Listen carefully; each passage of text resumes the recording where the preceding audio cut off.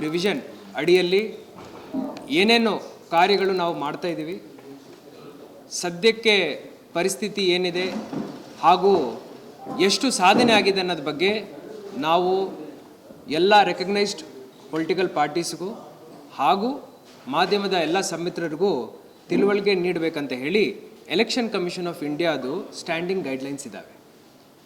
ಮೊನ್ನೆ ನಮ್ಮ chief electoral officer Shri Anbukumar ಸಾಹೇಬರು ಬೆಳಗಾವಿಗೆ ಬಂದಾಗ ನಮ್ಮೆಲ್ಲರ ಜೊತೆ ಸಭೆ ಮಾಡಿದ್ದಾರೆ.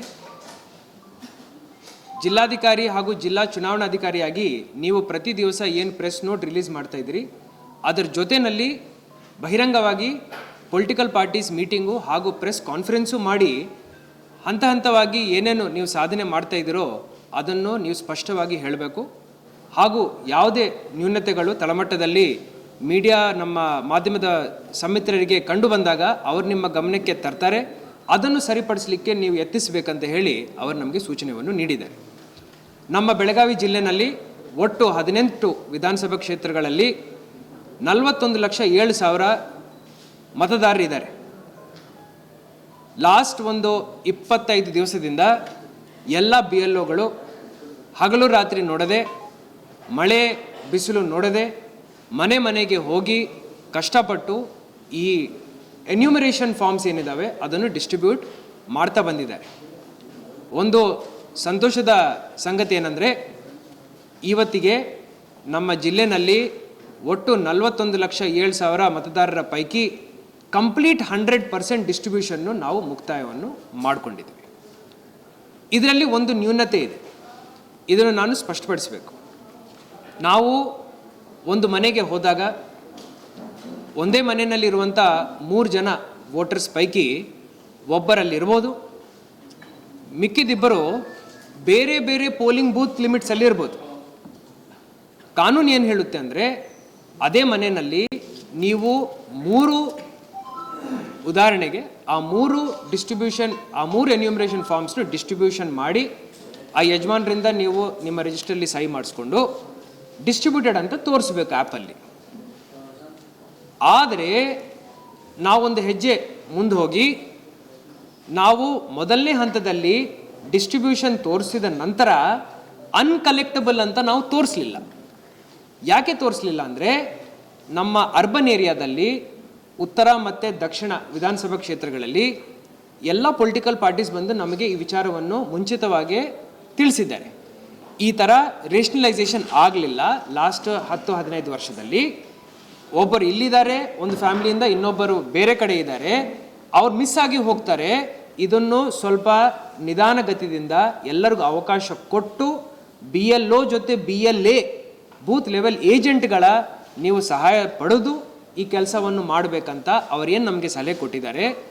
ಅದರಂತೆ ನಾವು ಪ್ರತಿ ಒಂದು ಪೋಲಿಂಗ್ ಬೂತಲ್ಲಿ ಸರಿಸುಮಾರು 50ರಿಂದ 150 ಅರ್ಬನ್ ಏರಿಯಾದಲ್ಲಿ ಮೇಜರ್ಲಿ ನಾವು ಅನ್ಕಲೆಕ್ಟಬಲ್ನು ಇನ್ನೂ ಉಳಿಸಿದ್ದೀವಿ.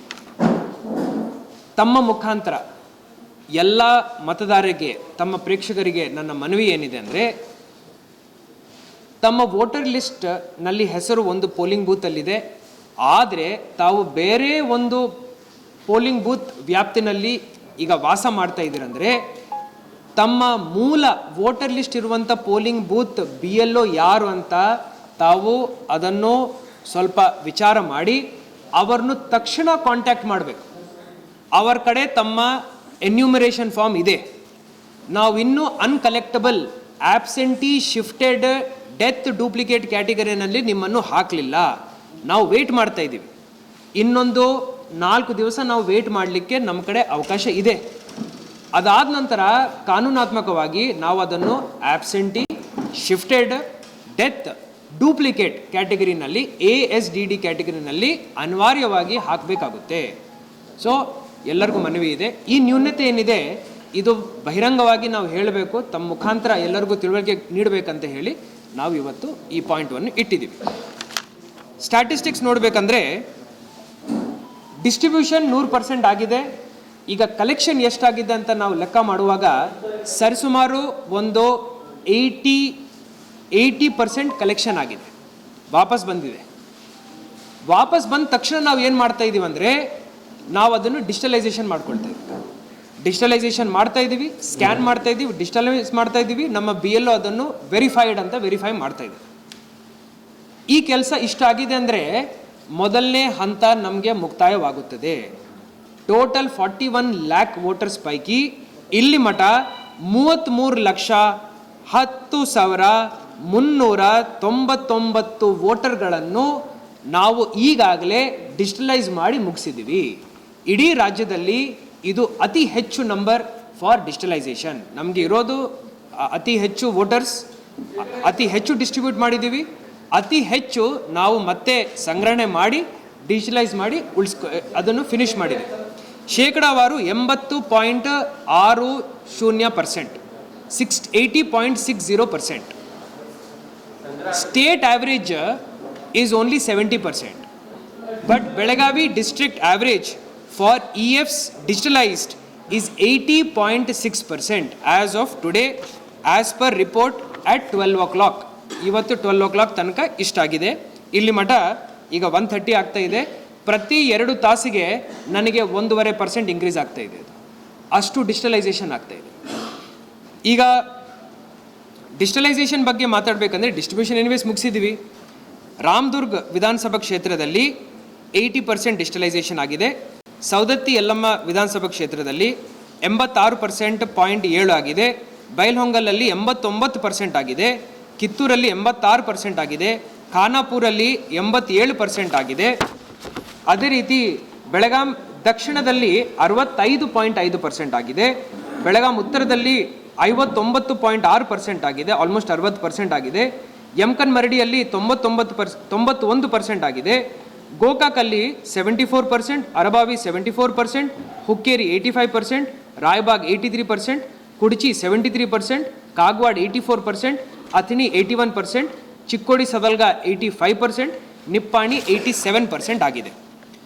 ಇವತ್ತು ನಾನು ಎಲ್ಲ ಪೊಲಿಟಿಕಲ್ ಪಾರ್ಟೀಸ್ ಜೊತೆ ಒಂದು ಸಭೆಯನ್ನು ಆಯೋಜನೆ ಮಾಡಿಕೊಂಡಿದ್ದೀನಿ. ಸರಿಸುಮಾರು 1 ತಾಸು ನಾವು ಸುದೀರ್ಘವಾಗಿ ಚರ್ಚೆ ಮಾಡಿದ್ದೀವಿ.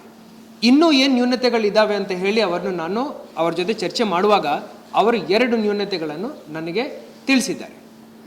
ಮೊದಲನೇದು, ಆಬ್ಸೆಂಟಿ ಶಿಫ್ಟೆಡ್ ಡೆತ್ ಡೂಪ್ಲಿಕೇಟ್ ಪಟ್ಟಿ ಏನಿದೆ ಅದು ತಾವು ನಮ್ಮೆಲ್ಲರಿಗೂ ಕೊಡಬೇಕು, ಇವತ್ತೇ ಕೊಡಬೇಕು ಅಂತ ಹೇಳಿದ್ದಾರೆ. ಅದಕ್ಕೆ ನಾವು ಒಪ್ಪಿಗೆಯನ್ನು ಕೊಟ್ಟಿದ್ದೀವಿ. ಇವತ್ತು ಇನ್ನೊಂದು ತಾಸು ಒಳಗಡೆ ಎಲ್ಲ ಪೊಲಿಟಿಕಲ್ ಪಾರ್ಟೀಸಿಗೆ ಇಲ್ಲಿ ಮಠ ಎಷ್ಟು ಜನ ಆಬ್ಸೆಂಟಿ ಶಿಫ್ಟೆಡ್ ಡೆತ್ ಡೂಪ್ಲಿಕೇಟ್ ಕ್ಯಾಟಗರಿನಲ್ಲಿ ಬಂದಿದ್ದಾರೆ ಇಡೀ ಪಟ್ಟಿ ಪೋಲಿಂಗ್ ಬೂತ್ ವಾರಿ ನಾವು ಅವರಿಗೆ ಇವತ್ತು ಫಿಸಿಕಲ್ ಕಾಪಿ ಕವರಿಂಗ್ ಲೆಟರ್ ಹಚ್ಚಿಬಿಟ್ಟು ನಾವು ಮುಟ್ಟಿಸ್ತೀವಿ. ಇದು ಯಾಕೆ ಅವರು ಕೇಳಿದ್ದಾರೆ, ನಾವು ಯಾಕೆ ಮುಟ್ಟಿಸ್ತಾ ಇದ್ದೀವಿ ಅಂದರೆ, ಆ ತಳಮಟ್ಟದಲ್ಲಿ BLAಗಳ ಮುಖಾಂತರ, ಬೂತ್ ಲೆವೆಲ್ ಏಜೆಂಟ್ಗಳ ಮುಖಾಂತರ ಅವರು ಮತ್ತೆ ಕ್ರಾಸ್ ವೆರಿಫೈ ಮಾಡಿಸ್ತಾರೆ. ನಿಜವಾಗಿ ಆಬ್ಸೆಂಟಾ, ನಿಜವಾಗಿ ಶಿಫ್ಟೆಡಾ, ನಿಜವಾಗಿ ಡೆತ್ತಾ, ಡೂಪ್ಲಿಕೇಟ್ ಬರ್ತಾ ಇದೆಯಾ ವೋಟರ್ ಲಿಸ್ಟಲ್ಲಿ, ಒಂದು ತೆಗಿಬೇಕಾ, ಅವರು ಇದನ್ನು ಕನ್ಫರ್ಮ್ ಮಾಡಿದ ನಂತರನೇ ನಾವು absentee shifted death duplicate ಲಿಸ್ಟ್ನು final ಮಾಡ್ತೀವಿ. ಇದು ನಾವು ಅವರಿಗೆ ಆಶ್ವಾಸನೆ ಕೊಟ್ಟಿದ್ದೀವಿ. ಅವರು ನಮಗೆ ಇದಕ್ಕೆ ಒಪ್ಪಿಗೆಯನ್ನು ನೀಡಿದ್ದಾರೆ.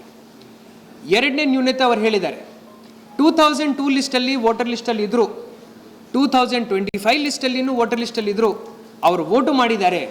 ಆದರೆ ಈಗ ನೀವೇನು ಡ್ರಾಫ್ಟ್ ರೋಲ್ ಇಟ್ಕೊಂಡು ನೀವು ಹೋಗಿ ನೀವು ಈಗ ಏನು ಈಗಿನ ಫೈನಲ್ ರೋಲ್ ಇಟ್ಕೊಂಡು ಏನು ಹೋಗಿ ನೀವು SIR ಕೆಲಸ ಮಾಡ್ತಾ ಇದ್ದೀರಿ, ಆ ಲಿಸ್ಟಲ್ಲಿ ಅವರ ಹೆಸರು ಬಂದಿಲ್ಲ ಅಂತ ಅವ್ರು ಹೇಳಿದ್ದಾರೆ. ಈ ಥರ ನ್ಯೂನತೆಗಳು ಇರಬಹುದು. ಇಷ್ಟು ದೊಡ್ಡ ಮಟ್ಟದ ಕೆಲಸ ಮಾಡ್ತಾ ಇರುವಾಗ 41,07,000 ವೋಟರ್ಸ್ ಇದ್ದಾಗ ಒಂದು 5, 10, 20 ವೋಟರ್ಸ್ ಈ ಥರ ಆಗಿರಬಹುದು. ನಮಗೆ ಒಂದು 100 ವೋಟರ್ಸ್ ಈ ಥರ ಉದಾಹರಣೆಗಳನ್ನು ಅವರು ತೋರಿಸಿದ್ದಾರೆ. ಇದಕ್ಕೆ ಪರಿಹಾರವನ್ನು ನಾನು ಅವರ ಎದುರುಗಡೆ ಇಟ್ಟಿದ್ದೀನಿ. ಆ ಪರಿಹಾರವನ್ನು ಅವರು ಒಪ್ಕೊಂಡಿದ್ದಾರೆ. ಈ ಪರಿಹಾರ ಏನಂದರೆ, ಯಾರ್ಯಾರು ಈ ವೋಟರ್ ಲಿಸ್ಟಲ್ಲಿ ಅವ್ರ ಹೆಸರು ನೋಡಲಿಕ್ಕೆ ಆಗಲಿಲ್ಲ, ಹುಡುಕ್ಲಿಕ್ಕೆ ಆಗಲಿಲ್ಲ, ಅವ್ರ ಹೆಸರಿಲ್ಲ, ಅವರನ್ನು ನಾವು ತಕ್ಷಣ ಫಾರ್ಮ್ 6 ಮುಖಾಂತರ ಹೊಸ ವೋಟರ್ ಅಂತ ಮತ್ತೆ ನೋಂದಣಿ ಮಾಡ್ಕೊಳ್ತೀವಿ. Draft voter list 17th August 2026ಗೆ ಏನು ಪಬ್ಲಿಷ್ ಆಗುತ್ತೆ, ಅದಾದ ತಕ್ಷಣ ನಾವು ಎಲ್ಲ ಈ ಥರ ಯಾರು ಬಿಟ್ಟು ಹೋಗಿದ್ದಾರೆ ಅವ್ರನ್ನು ಮತ್ತೆ SIR ಮುಖಾಂತರ ಹೊಸ ವೋಟರ್ ಅಂತ ನಾವು ನಮೂದು ಮಾಡ್ತೀವಿ. ನಮೂದು ಮಾಡುವಾಗ ಫಾರ್ಮ್ 6 ಅವರು ತುಂಬಬೇಕು. ಈಗ ಎಲ್ಲ ಆನ್ಲೈನ್ ಇದೆ ಸಿಸ್ಟಮ್, BLO ಕಡೆ ಆ್ಯಪ್ ಇದೆ, ಅವ್ರು ತುಂಬಬೇಕು. ಆ BLO ಯಾರಂತ ಅವರು ನೋಡ್ಕೋಬೇಕು. ಜೊತೆಯಲ್ಲಿ 1987 ಪೂರ್ವದಲ್ಲಿ ಅವ್ರು ಹುಟ್ಟಿದ್ದಾರೆ ಅಂದರೆ ಅವರದು ಒಂದು ಡಾಕ್ಯುಮೆಂಟ್ 11 ಡಾಕ್ಯುಮೆಂಟ್ಸ್ ಪೈಕಿ 2004 ಮಧ್ಯದಲ್ಲಿ 1987 to 2004 ಮಧ್ಯದಲ್ಲಿ ಯಾರಾದರೂ ಹುಟ್ಟಿದ್ದಾರೆ ಅಂದರೆ ಅವ್ರದ್ದು ಜೊತೆಯಲ್ಲಿ ತಂದೆ ಅಥವಾ ತಾಯಿದು ಒಂದು ಡಾಕ್ಯುಮೆಂಟ್, ಆ 11 ಡಾಕ್ಯುಮೆಂಟ್ಸ್ ಏನಿದಾವೆ ಅದರಲ್ಲಿ ಒಂದು.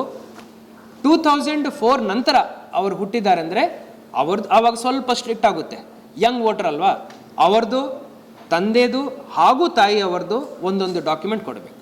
ಮೊದಲನೇ ಉದಾಹರಣೆಯಲ್ಲಿ ಬರೀ ಒಂದು ಡಾಕ್ಯುಮೆಂಟ್, ಎರಡನೇ ಉದಾಹರಣೆಯಲ್ಲಿ 2 ಡಾಕ್ಯುಮೆಂಟ್ಸ್ ಸ್ವತಃ ಹಾಗೂ ತಂದೆ ಅಥವಾ ತಾಯಿ, ಮೂರನೇ ಉದಾಹರಣೆಯಲ್ಲಿ 3 ಡಾಕ್ಯುಮೆಂಟ್ಸ್ ಸ್ವತಃ ತಂದೆ ಹಾಗೂ ತಾಯಿ, ಆ ಡಾಕ್ಯುಮೆಂಟ್ಸ್ ಕೊಡಬೇಕಾಗುತ್ತೆ. BLAಗಳಿಗೆ ಹಾಗೂ ಇವತ್ತು ಪೊಲಿಟಿಕಲ್ ಪಾರ್ಟೀಸ್ಗೆ ನಾವು ಏನು ಹೇಳಿದ್ದೀವಿ ಅಂದರೆ, ಆ ವೋಟರ್ಸ್ ಯಾರ್ಯಾರಿದ್ದಾರೆ ತಮ್ಮ ಗಮನದಲ್ಲಿ ಇರ್ತಾರೆ, ಅವ್ರದ್ದೆಲ್ಲ ಡಾಕ್ಯುಮೆಂಟ್ಸ್ ರೆಡಿ ಮಾಡಿ ಇಟ್ಕೊಳ್ಳಿ, ನಾವು ಹೊಸ ವೋಟರ್ ಅಂತ ನೋಂದಣಿ ಮಾಡ್ತೀವಿ ಅಂತ ಹೇಳಿದ್ದೀವಿ. ಲಾಸ್ಟ್ ಒಂದು ನ್ಯೂನತೆ ಅವರು ನಮಗೆ ತಿಳಿಸಿದ್ದಾರೆ. ಇದನ್ನು ಹೆಂಗೆ ಕರೆಕ್ಟ್ ಮಾಡ್ತೀರಂತ ಅವರು ಪ್ರಶ್ನೆ ಮಾಡುವಾಗ ನಾವು ಅವ್ರಿಗೆ ಒಂದು ಪರಿಹಾರವನ್ನು ಕೊಟ್ಟಿದ್ದೀವಿ, ಅದಕ್ಕೆ ಅವರು ಒಪ್ಪಿಗೆ ಕೊಟ್ಟಿದ್ದಾರೆ.